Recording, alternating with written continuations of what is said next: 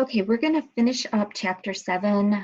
We're not going to look through all of these final PowerPoint slides. I just want to pull out the really important information for you. This is dealing with acids and bases and the reactions that they participate in.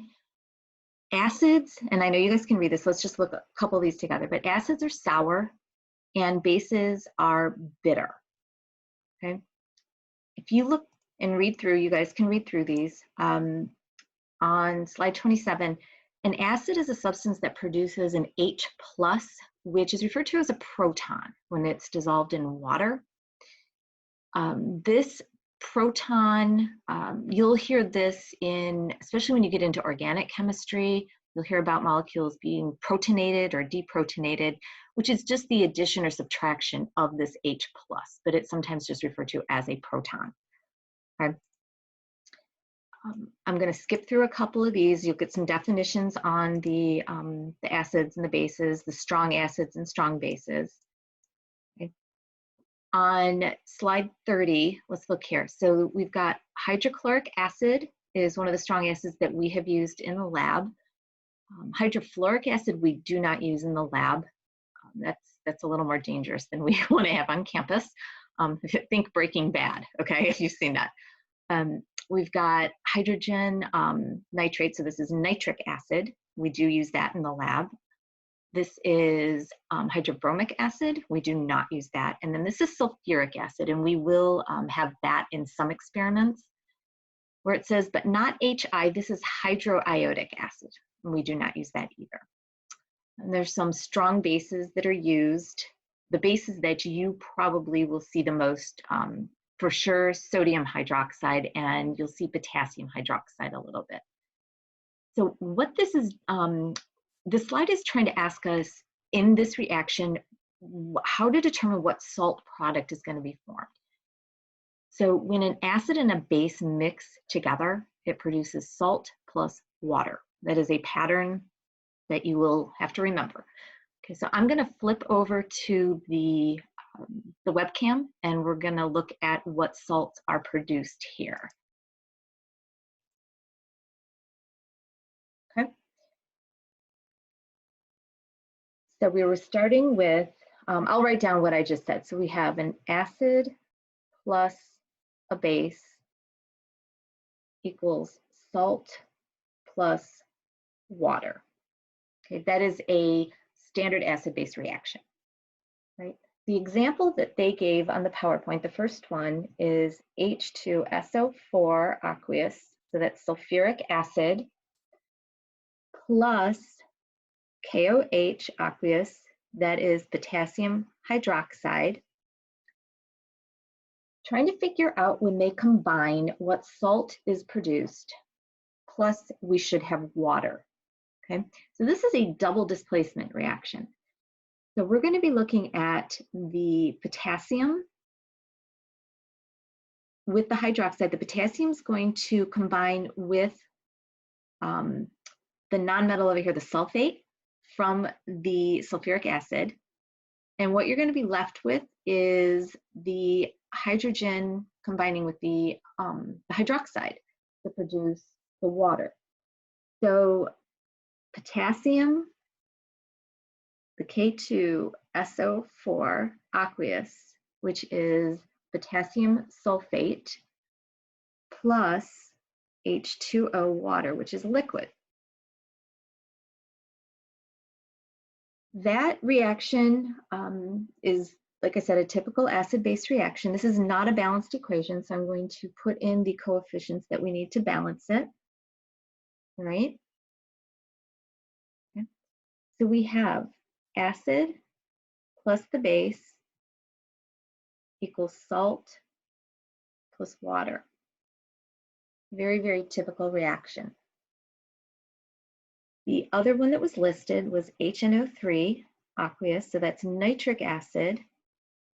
To that, they were having us add sodium hydroxide, which is aqueous. So that's the base.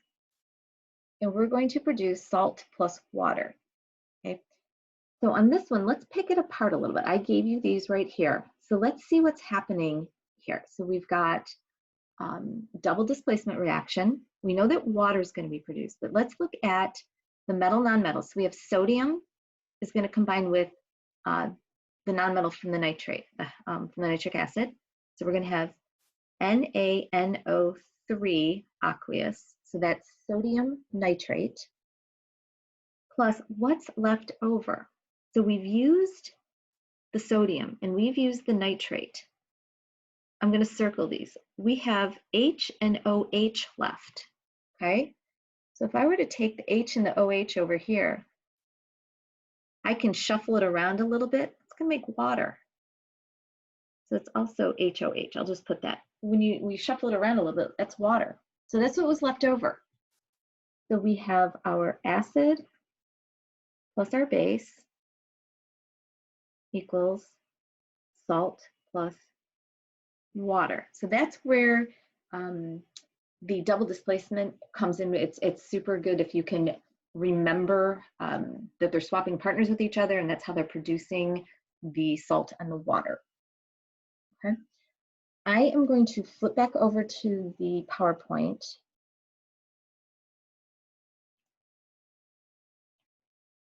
Okay. You guys can look through some of these slides. This slide here, they're trying to get you to figure out what acids and bases actually produced the following salt products. I think for now, I'll be happy for this particular chapter if you understand that the acid and the base just produce salt and water. That one's just a little bit trickier, and I think we'll address that down the road just a little bit, okay? So everybody's favorite, what we're looking at here is another type of reaction that takes place.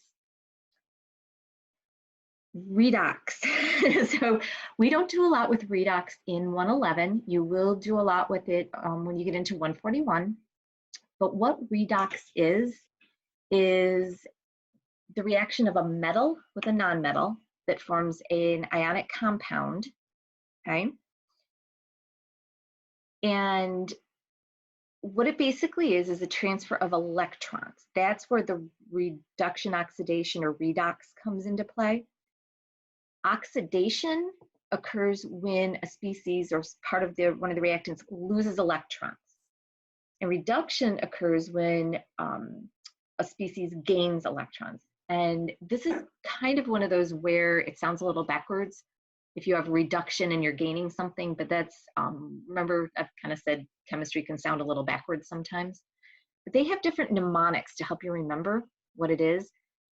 This one says oil rig. Mnemonic is really, it's just letters that represent almost a sentence. Each letter represents the first letter of a sentence. So if you look at oil rig, and this is one that some of the 141 professors use, that's why I have it included in here. So the O stands for oxidation, I is, L is loss of electrons, is reduction, is the gain of electrons. So you've got oxidation is loss of electrons, rig is reduction is gain of electrons. I particularly like the next one. This is the one I use. It's Leo says grr. Think of Leo the lion says grr. That's the easiest one for me to remember. I like it. So Leo is loss of electron is oxidation. That's what the Leo stands for. Grr is gain of electron is reduction. So if you guys can remember this Leo says grr, you'll probably be all set. Oil rig will work when you move on, or you can still use the same lion mnemonic that I use if you want, okay? So reactions of metals and nonmetals for redox. I'm not gonna go through a lot of these reactions right now, mainly because it can be a little confusing. I think for the purposes of what I want you to understand is that the loss of the electrons is oxidation, the gain is reduction, and I think I might put a separate video together on explaining it, or I will put a video up that explains it really well so that you do understand it, so you're not wondering when you get onto 141 what the heck was going on, okay? So we'll make sure you understand it, but you're not going to do a lot with it in this particular level class. There are some other reactions that we've talked about. So here's your double displacement. Remember, AB plus CD, here they go, they swap partners, AD plus CB. And we talk about forming precipitates and stuff like that. Here's your redox and combustion. Combustion is one that you'll see a lot when you get into organic. It's one that when you've got something combining with an energy source, you're going to produce carbon dioxide and water plus another product. So that's one that we'll get into some examples down the road. Then we have combination or synthesis reaction, and then we have a decomposition, which is the breaking apart. But basically, I think what I'm going to do now is I'm going to go back over to the webcam, and I'm going to get a new piece of paper, and I'm going to take what we've learned with an acid-base reaction, and we're going to write out a molecular equation, a complete ionic equation, and a net ionic equation, just to get a little more practice in, but using acid-base. Okay, so let's write a molecular equation.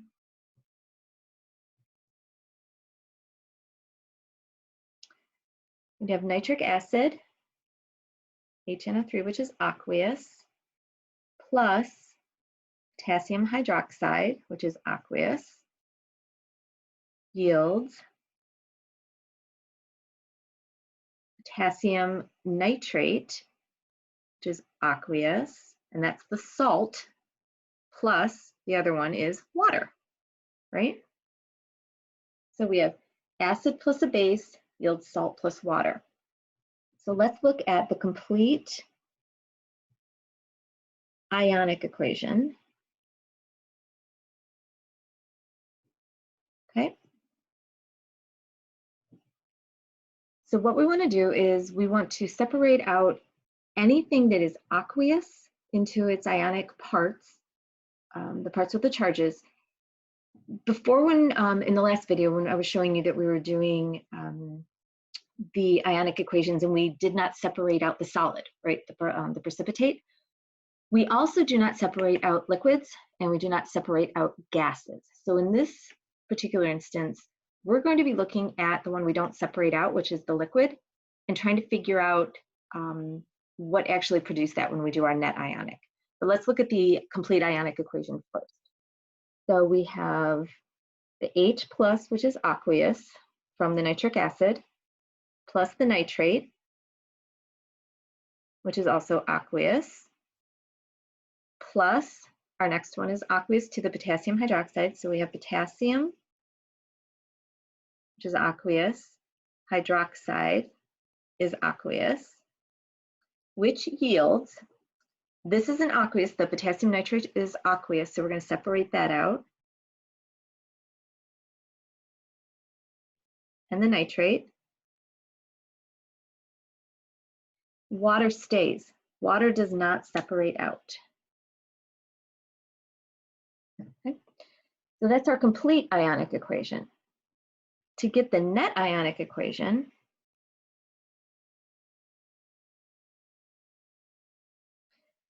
I'm going to put down my reaction arrow, and we're going to look at the product that we did not separate out. We're going to look at what actually produced water, okay, and what ions were involved. So let's look up here. We're going to look at the ones that participated, and then we're going to name the spectator ions. So hydrogen, this H plus ion, yes, that participated in making the water, so he gets included. The nitrate, well, no, nitrate didn't participate in it. Nitrate is not part of the product down here that remained intact. So nitrate is not, he's one of the spectator ions. Let's look at potassium. Sorry, I'll move it up now. Let's look at potassium. Is potassium in the product? No, this is water. There's no potassium involved. So that's another spectator ion. Let's look at the hydroxide. Yes, the hydroxide is, and remember, H2O is the same as HOH, right? So we do have the hydroxide in there. So let's add that in. Okay. So that is our net ionic equation. let's write down what the spectator ions are.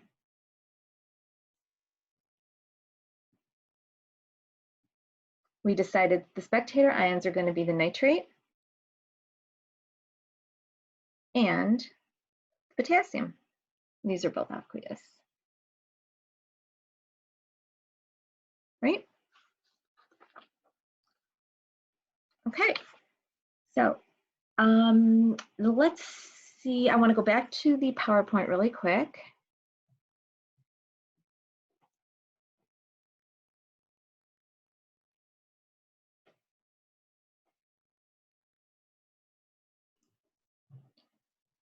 Okay, so we're back at the PowerPoint and we are actually at the end of the PowerPoint.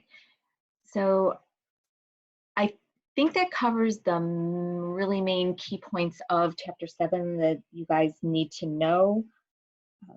Some of this stuff will get incorporated into upcoming chapters. So, I'll try to point things out as you see them, but I think that's about it for now. And I will start in on Chapter 8.